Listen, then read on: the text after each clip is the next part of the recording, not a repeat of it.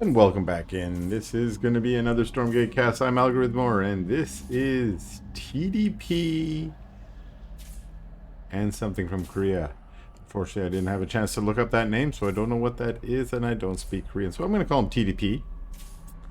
And his opponent is the submitter of this replay again, and the star of the last few casts. This is Kim.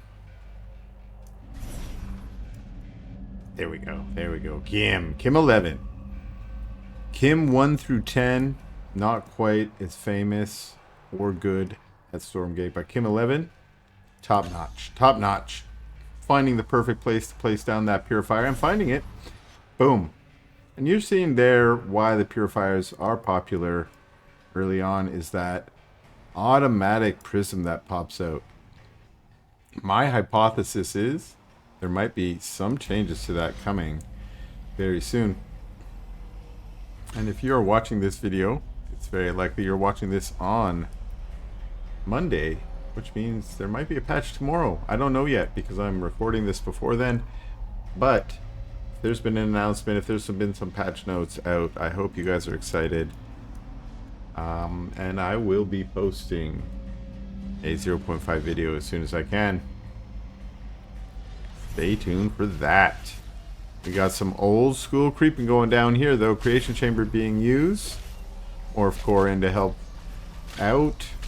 The Sarvin's Watch doesn't have quite enough DPS to clear this camp, so the morph core is there to finish these slimy slimes off.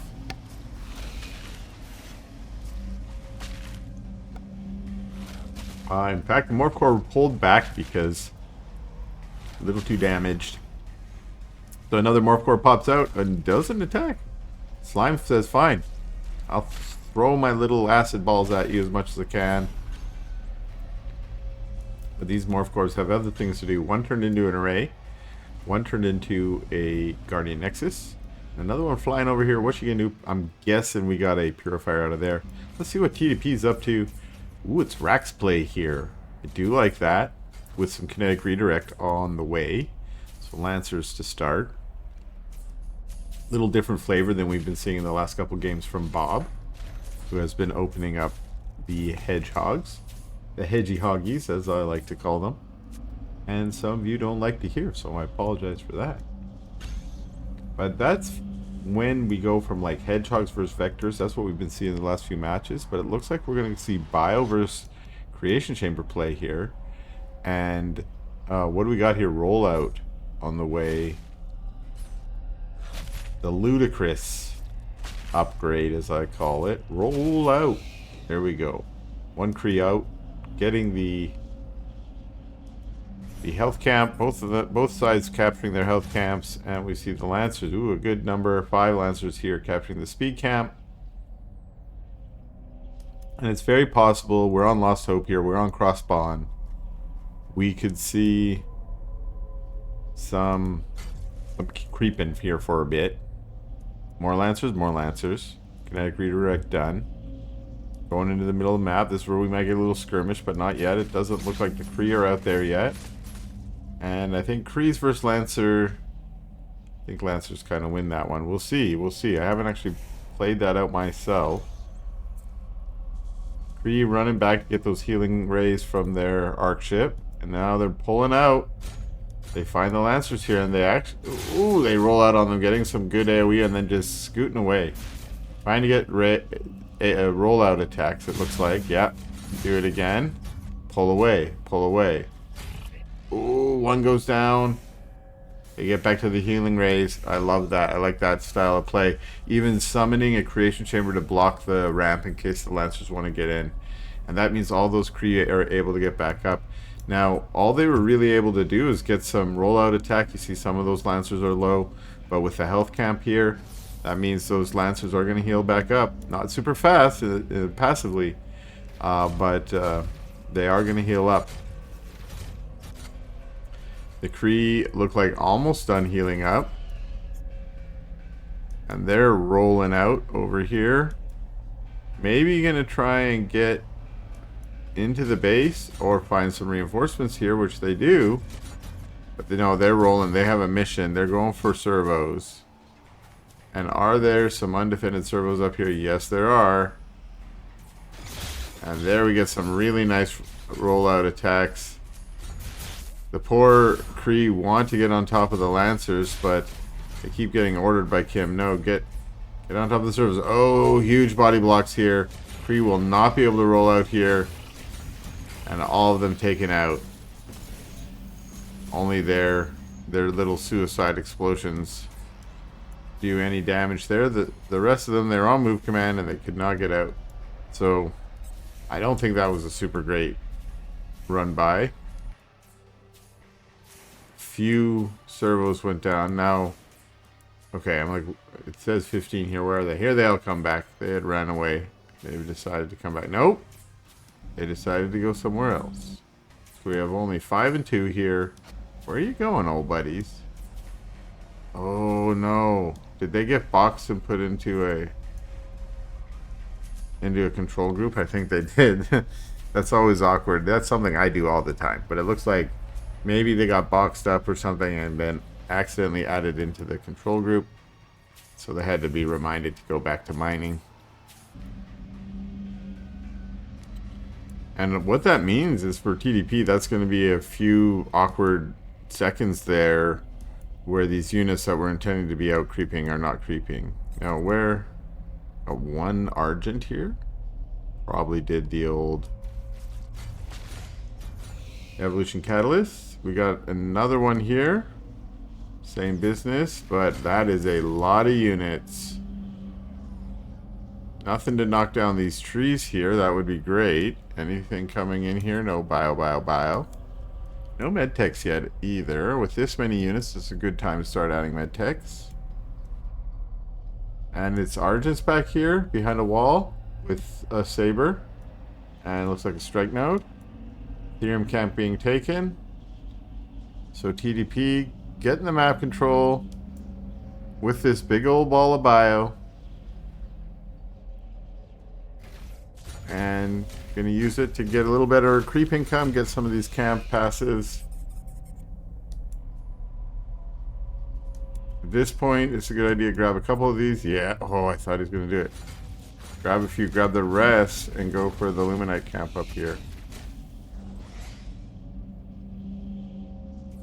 Splitting your army, I think, is the next way to really start improving on our current meta. A lot of games lately that I've seen that I've found some really interesting plays are usually when players are splitting up their army a bit. Splitting up for creeping is something that I think everyone should be doing. Splitting up your army for flanks or harassing in the sense of send a small strike force to a third base, try and kill the base with it. Either lure the army out of position to punch into the main, or catch the, keep the army out on the map, try and engage it while you're harassing that third. Moves like that, really impressive. Here we got a little secret invisible play coming out of Kim. Pops out on top, gets a nice Dark Prophecy, although the units run away so they do not get caught in it. Another Dark Prophecy on top of the units. Again, good micro from TDP to stay out from under it. Remember, Dark Prophecies do the most damage at the end there. So as long as you're not standing in it when it explodes right at the end, boom, that's the worst part. Of course, some units are pretty tanky in there. And right now, it looks like Kim actually whittling away at that bio ball. Just slowly pulling back, forcing them to stand in Dark Prophecy after Dark Prophecy. Meant that all those units got really weak. And now it's the Argents chasing them home. System Shock to try and get out of there. Although the Argents turn content to just regroup. Don't want to get too far ahead of your support units, your Animancers and Sabers. Speed camp being... Okay, one invisible Argent. I like the little style. A little scout invisible Argent. The rest of them with their unseen veil. Oh, nice Dark Prophecies. Even summoning Dark Prophecies on top of himself, I don't know if that's so great, but sometimes you have to. Animancers very low because of that. Nice kind of concave setup by TDP, but there's just too many units from Kim, I think. At the concave now, yeah, turn. Wow, perfect concave, almost a full surround. Vulcan's showing out, but I'm sure this is a little too late. Animancers are trying to catch up here. Are they going to throw down another Dark Prophecy? Doesn't look like it's needed. Maybe going to be used to zone on the ramp here. Although Kim pulls back, maybe a little timid. Not wanting to attack up a ramp if there's some strong defense there. There is a helicarrier. That's cool. Capturing this camp. Probably going to use sabers to punch in here. Very curious to see TDP try and harass this army. I can see why maybe the helicarrier wants to come in and get some damage done, but there you go. We broke down the door here. Probably going to push in, just a little regrouping here.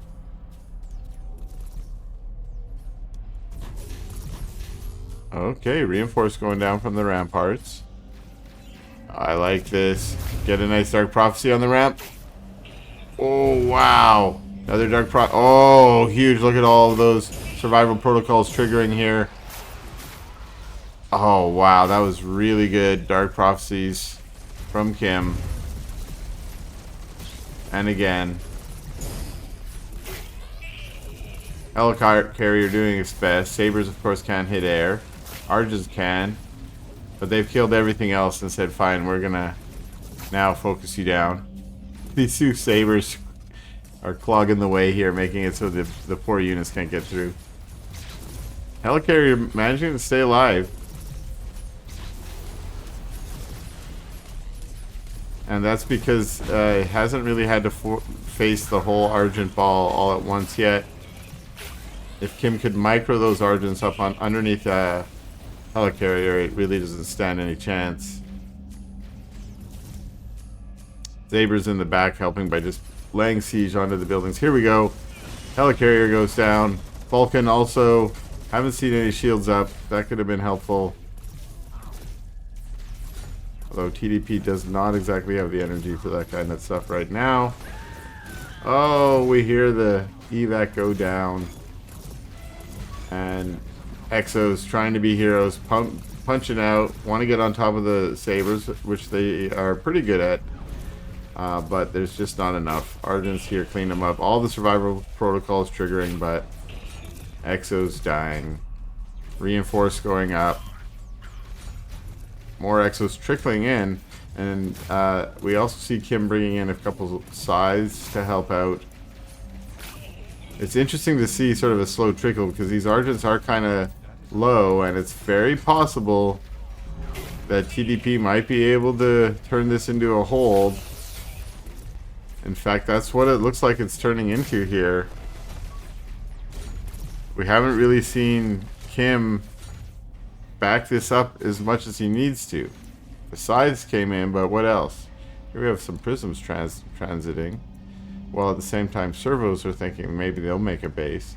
We have another army building up at the front door here. And maybe that's the idea here for Kim, is instead of running reinforcements across the map, he'll just build up a new army and come across with another force. Now there is going to be a skirmish over here. And Kim knows that's coming. But this force from TDP is looking kind of dangerous.